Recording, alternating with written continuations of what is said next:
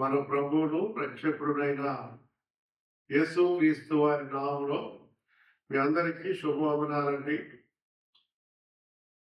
ఈ దినాలన్నీ చాలా మంది శ్రమల్లో గడిపారు. ఈరోజు మట్టల ఆదివారం. యేసు ప్రభు వారు ఆఖరిసారి యెరూషలేము పట్టణాన్ని దర్శించినటువంటి సమయం ఇది. ఇక అక్కడి నుండి ఆయన మరణానికి వెళ్ళిపోతారు. ఆఖరిసారి యెరూషలేము పట్టణంలో ఆయన పాదచారిగా నడిచి వెళుతున్నాడు. ఈ మాటను పాత నిబంధన గ్రంథంలో జకరియా గారు రాశారు. 9వ అధ్యాయం 9వ వచనములో ఇలా ఉంది: సియోను వాసులారా బహుగా సంతోషించుడి, యెరూషలేము నివాసులారా ఉల్లాసంగా ఉండుడి. నీ రాజు నీతిపరుడును రక్షణ గలవాడును దీనుడునై గాడిదను గాడిద పిల్లను ఎక్కి నీ వద్దకు వచ్చుచున్నాడు. పాత నిబంధన ప్రవక్త అయిన జకరియా గారే రాబో దినాలలో ఏం జరగబోతుందో ఆయన ప్రవచించినట్లు మనం చూస్తున్నాం. దీన్ని మత్తయి భక్తుడు 21వ అధ్యాయంలో మొదటి 11 వచనాలలో ఈ అంశాన్ని రాశారు. ఇక్కడ మనకి ఏం కనపడుతుందంటే, కట్టబడి ఉన్న ఒక గాడిద, దానితోనున్న గాడిద పిల్ల అని రాశాడు. కట్టబడి ఉన్న ఒక గాడిదయు దానితోనున్న గాడిద పిల్ల అని రాశాడు.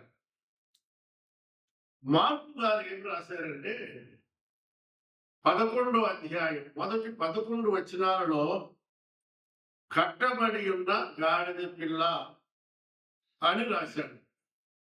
ఒకటే అని రాశాడు. లూకా గారు ఏం రాశారంటే, 19వ అధ్యాయం 29 నుండి 38 వరకు ఒక గాడిద పిల్ల కనపడుతుంది. అక్కడ ఆయన రాసిన మాట ఏంటంటే, దాని మీద ఏ మనుషుడు ఎప్పుడునూ కూర్చుండలేదు అని లూకా గారు రాశారు.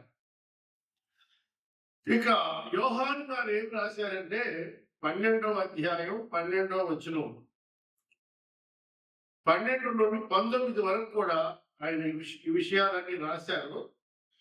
14వ వచనంలో రాయబడిన మాట ఏంటంటే, సియోను కుమారి భయపడకుము, ఇదిగో నీ రాజు గాడిద పిల్ల మీద ఆసీనుడై వచ్చుచున్నాడు.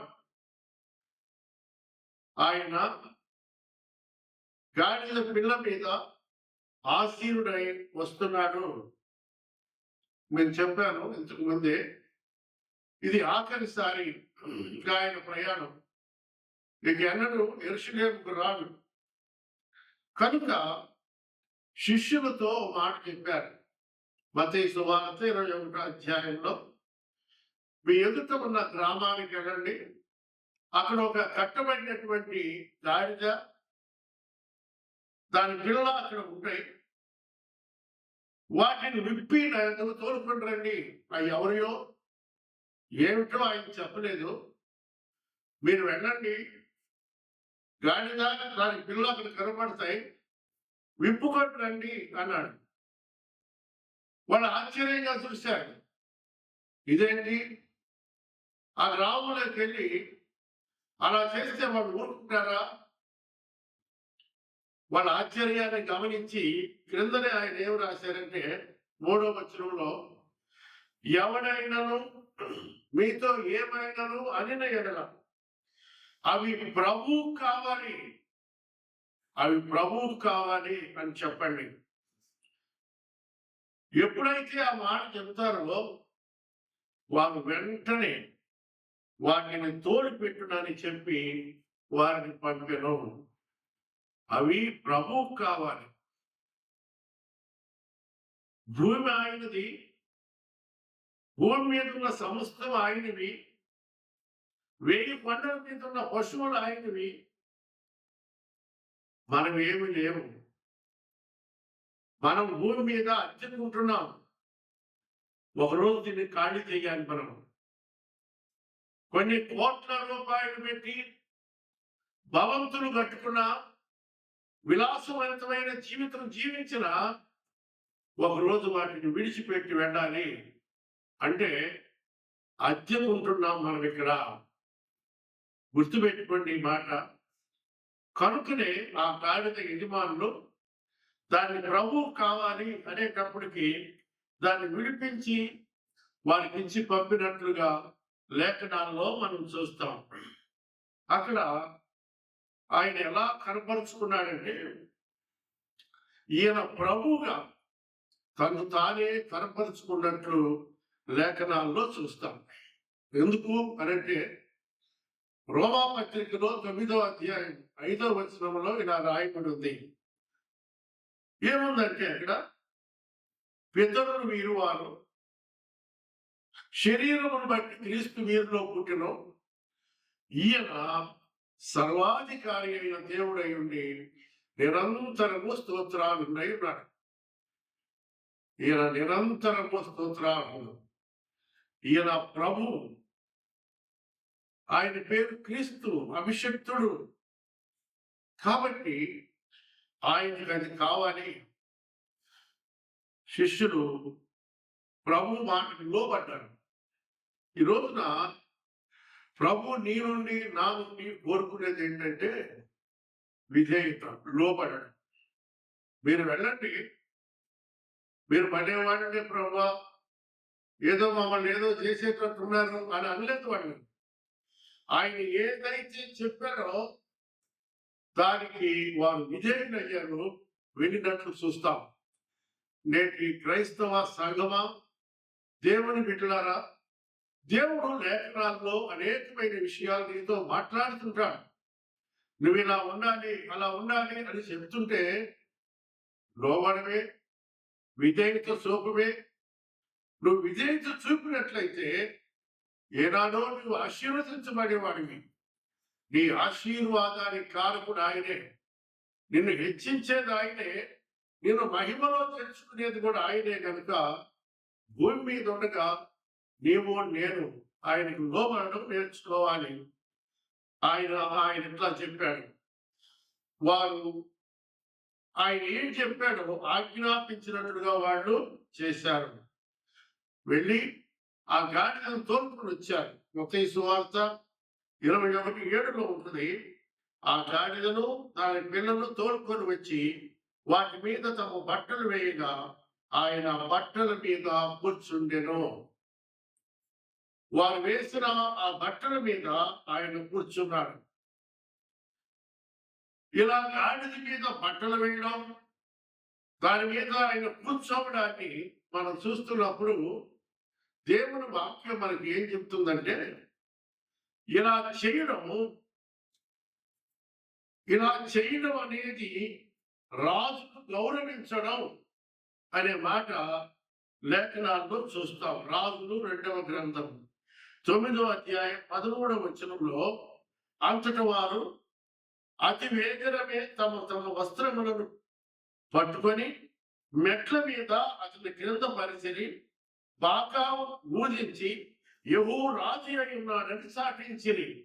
యెహూ రాజున్నప్పుడు వారి వస్త్రాలు ఆయన నడుస్తున్నప్పుడు క్రింద పరిచారు, ఆయన రాజుగా గౌరవించారు. అలాగే ప్రభు, ఆయన అందరికీ ప్రభు, యేసుక్రీస్తు అందరికీ ప్రభు, సర్వలోక నాథుడని ఆయన పేరు. ఇంత గొప్ప ఆయన మానవుడిగా భూమి మీదకి వచ్చినప్పుడు ఆయన రాజు అని తను తానే కనపరుచుకున్నాడు. ఇది ప్రభువు కావాలి, నేను ప్రభువుని, సర్వాధికారం కలిగిన వాడిని నేను అని తను తానే చెప్పుకున్నట్లు మనం చూస్తాం. ఆ గాడిద పిల్లని మనం చూస్తే లూకా గారు రాస్తారు 19వ అధ్యాయం 30వ వచనంలో, దాని మీద ఏ మనుషులు ఎన్నడూ కూర్చోలేదు. ఆ గాడిద పిల్ల మీద ఎన్నడూ ఎవరు కూర్చోలేదు. ఆయన ఎంత శ్రేష్టమైన ఔన్నత్యం కలిగిన వాడండి. ఆయన ప్రతిదీ కూడా ఎవరు వాడంటే ఉపయోగించుకున్నాడు. తర్వాత మనం చూస్తాము, ఆయన చనిపోయినప్పుడు లూకా సువార్త 23వ అధ్యాయం 53లో రాస్తాడు, ఆ సమాధిలో ఎవరు అంతకు ముందు ఉంచబడలేదు. అన్ని ప్రత్యేకమైనవే. ఎన్ని చెప్పుకోవచ్చో ఇట్లాగా. మరియ గర్భంలో అంతకు ముందు ఆమె బిడ్డలు కనలేదు. కన్యక గర్భములో ఆయన ప్రవేశించారు. ప్రతిదీ ఆయన ఏది కావాలో దాన్ని కోరుకున్నారు. కనుక గమనించండి, ఆయన రాజుగా చేయడానికి ఆ గాడిద మీద ఆయన ఎక్కించారు. లూకా సువార్త ఇట్లా రాస్తాడు లూకా గారు 21వ అధ్యాయం 8లో ఏమన్నారంటే, జన సమూహముల్లోనూ అనేకులు తమ బట్టలు దారి పొడుగునా పరిసిరి, కొందరు చెట్ల కొమ్మలు నరికి దారి పొడుగునా పరుస్తున్నారు. ఆయన నడిచొస్తుంటే హోసన్నా జై హోసన్నా, రాజుల రాజు ఆయన అని అరుస్తూ స్తుతిస్తూ ఆ ప్రజలు యెరూషలేములోనికి ఆయన ఆహ్వానించడం ఈ వాక్య భాగంలో మనం చూస్తాం. అంతేకాదు, వాడు చేసిన పని ఏమిటో తెలుసా? తమకు కలిగిన వనరులన్నీ ప్రభు కొరకు ఉపయోగించారు. ఈరోజు ఏదైనా ప్రభు కొరకు నువ్వు చేయాలంటే అంతా నీదే అనుకుంటున్నావు, సమస్తం నువ్వే సంపాదించుకుంటున్నావు అనుకుంటున్నావు. దేవుని కొరకు ఏమీ చేయలేని స్థితిలో నువ్వు లేవా ప్రియ సోదరి? వారు అలాగ చేయలేదు. వారికి కలిగిన వనరులు తీసుకొచ్చి ప్రభువుకు సమర్పించినట్లుగా మనం చూస్తాం. అంతేకాదు, రోమా పత్రికలో 12వ అధ్యాయంలో ఒక మంచి మాట రాస్తాడు. కాబట్టి సహోదరులారా, పరిశుద్ధమును దేవునికి అనుకూలములైన సజీవ యాగముగా మీ శరీరములను ఆయనకి సమర్పించుకొనుడని దేవుని వాత్సల్యమును బట్టి మిమ్మల్ని బ్రతిమలాడుతున్నాను. ఒకరు వారి గాడిదను సమర్పిస్తే మరికొందరు వారి కలిగిన వనరులన్నీ ప్రభు సేవ కొరకు ఉపయోగించినట్లుగా మనం చూస్తాం. ఆయన ఆ గాడిద పిల్ల మీద ఎక్కినాడు. అందరూ స్తుతిస్తూ ఉన్నారు. ఆయన వస్తే అందరూ స్తుతిస్తూ ఉంటే ఆ పట్టణంలో ఉన్న వారికి ఈయనెవరో అర్థం కావట్లేదండి. ఎంతో గొప్ప ప్రభు భూమి మీదకి వచ్చి ఇక మరణించడానికి వెళుతూ యెరూషలేము పట్టణానికి వస్తే ఆ పట్టణంలో ఉన్న వారికి ఈయనెవరో అర్థం కావట్లేదు. ఒక మాట చెప్పిన ఎరుకో బయట ఉన్న గుడ్డోడికి ఎవరో అర్థమైంది. అయ్యా బాబు, ఏంటి ఆ గోళ, ఎన్నోవాడిని ఎవరు ఏంటి అంటే, వాళ్ళు అన్నారు, నజరేయుడైన యేసు ఈ మార్గాన్ని వెళ్తున్నాడయ్యా అంటే, గుడ్డోడు ఏమన్నాడో తెలుసా? దావీదు కుమారుడా! ఎంత గట్టిగా కేకేశాడో. ఆయన తెలిసినట్లుగా, పరిచయం ఉన్నట్లుగా, దావీదు కుమారుడా నన్ను కాపాడమని గట్టి కేక వేశాడు. గుడ్డివాడికి ఆయన ఎవరో తెలిసింది కానీ కళ్ళున్న వాళ్ళకి ఆయన ఎవరో తెలియటం లేదండి. ఈనాడు కూడా కళ్ళున్నటువంటి వారికి ఆయన అర్థం కావట్లేదు. చూస్తున్నారు కానీ, వింటున్నారు కానీ వారి యొక్క లోక సంబంధమైనటువంటి పరిస్థితుల్లోనే వాళ్ళు ఉండిపోయారు. కనుక ఈ దినాన ఈ మాటలు వింటున్నటువంటి మనం దేవుని పిల్లలంగా దేవుని కొరకు మనం ఏమి సమర్పిస్తున్నాం? దేవుని కొరకు ఎలా బ్రతుకుతున్నాం? అసలు ఆయన్ని గుర్తించగలుగుతున్నామా? ఆయన రాకలో ఉన్న ఉద్దేశం ఏంటి? ఆయన నీ ఇంటికి వస్తే నీకేం జరుగుద్ది? ఎప్పుడైనా ఆలోచించావా?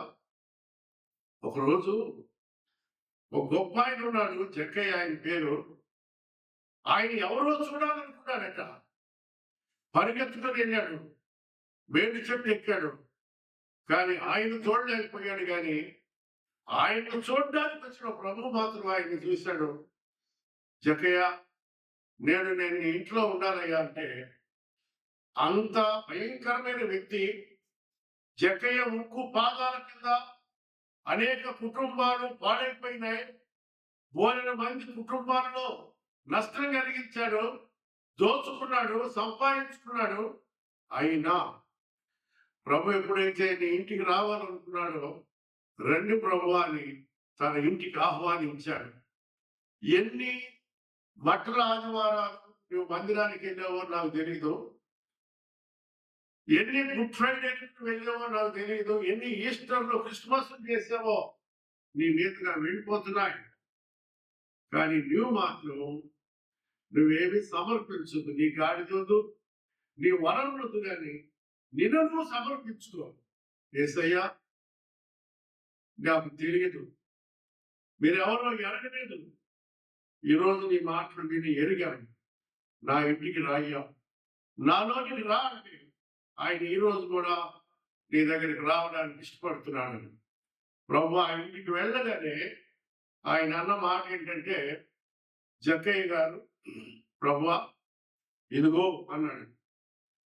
ఎక్కడైతే అన్యాయంగా సంపాదించాడో, ఇదంతా నేను అన్యాయంగానే సంపాదించాను.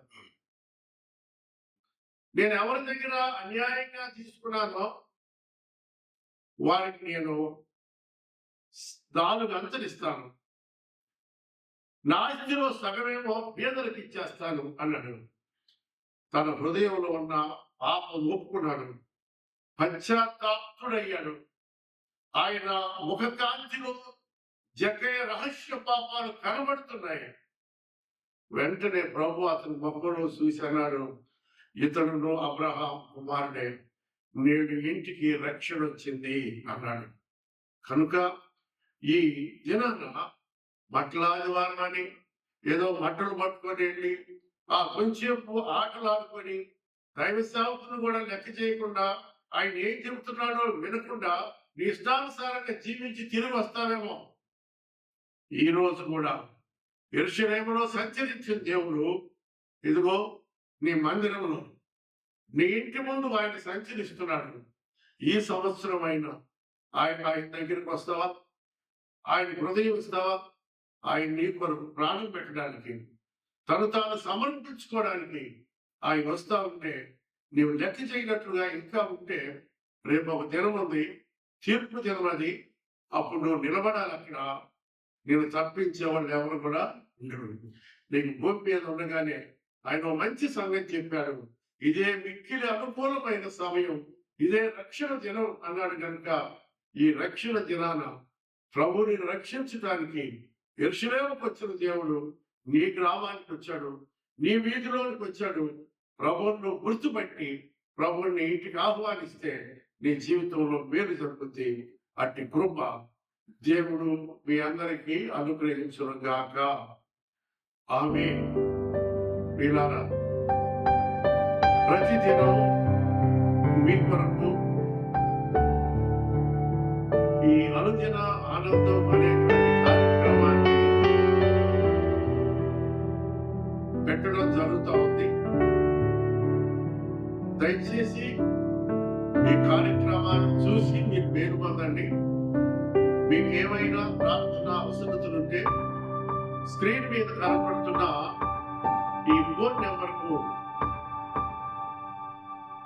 వాట్సాప్ మెసేజ్ పెట్టండి, లేకపోతే ఒక ఫోన్ కాల్ చేసి మీ వివరాలు చెప్పినట్లయితే దేవుని సంఘంలో ఉన్న దేవుని సంఘం మధురానగర్, గుంటూరు, ఉండవల్లి, జక్కంపూడి, రామవరపాడు 5 సంఘాలలో ఉన్న దేవుని సంఘ విశ్వాసం మీ కొరకు ప్రార్థన చేస్తారు. దేవుడు మీ కార్యాలన్నీ సఫలపరుస్తాడు. అట్టి కృప దేవుడు మీ అందరికి అనుగ్రహించును గాక. మీ అందరికీ ప్రభు నామములో వందనాలు.